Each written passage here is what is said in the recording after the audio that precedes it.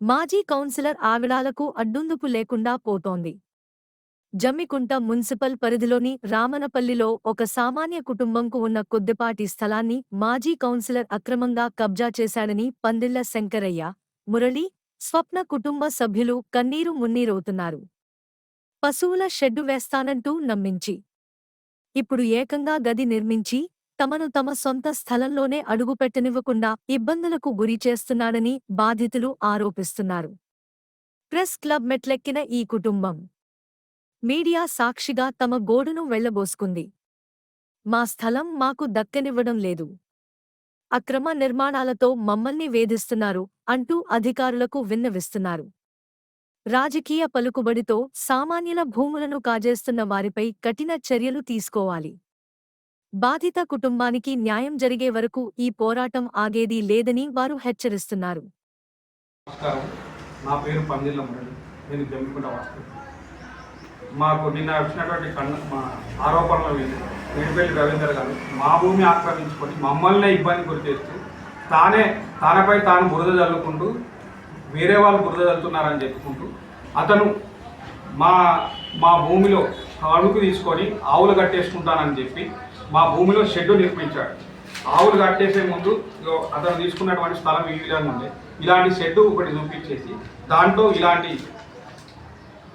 ఇల్లు నిర్మాణం చేసినాడు. పైగా మేము ఈ ఇల్లు నిర్మాణం ఎందుకు జరిగిందని అడగగా మేము మున్సిపాలిటీలో కంప్లైంట్ చేయగా మున్సిపాలిటీ కమిషనర్ గారు నేను వారికి ఎలాంటి పర్మిషన్ మేము ఇవ్వము, ఎలాంటి నెంబర్ మేము వేయమని చెప్పి మాకు ఒక రిప్లై నోటీస్ ఇచ్చినారు.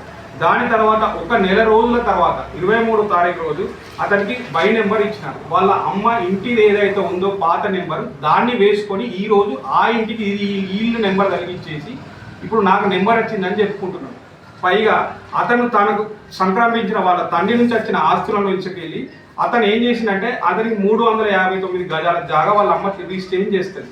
దాంట్లోకి వెళ్ళి 104 గజాలు కారంగుల బతుకమ్మకు, 106 గజాలు హౌస్ నెంబర్ 1-174 అందులోకి వెళ్ళి కారంగుల బతుకమ్మలకు అమ్మేసుకుంటాడు. ఇంకొక 120 గజాలు మార్టిగేజ్ చేసిండు బ్యాంకుకు. ఆ జాగా అక్కడే ఉంది.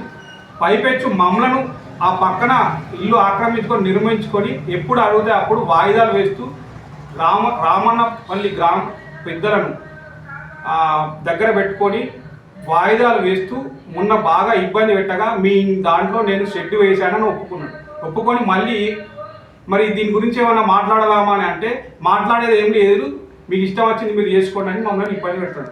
మళ్ళీ మొన్న ఒక 5 రోజుల కింద మా పెద్ద మనుషులు వేరే వాళ్ళతో మేము మాట్లాడిస్తే మీరు ఎక్కడికి వస్తే అక్కడికి కొలుచుకోమని అని చెప్పేసి అన్నారు.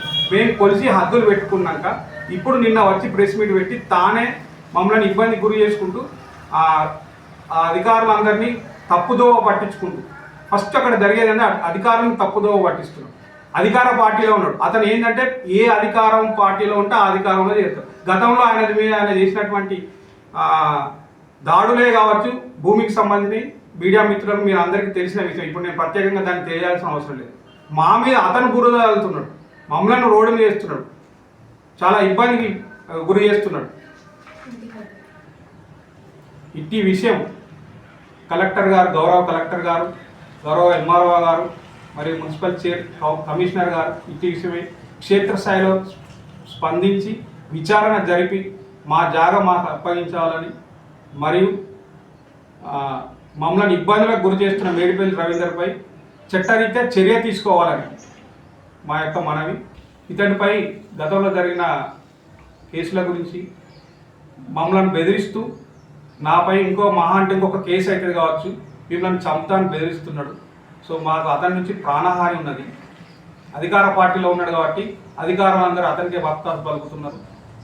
అధికారులందరూ క్షేత్రస్థాయిలో మాకు రక్షణ కల్పించాలని, అతని బారి నుండి ప్రజలను మమ్మల్ని రక్షించాలని మేము కోరుతున్నాం.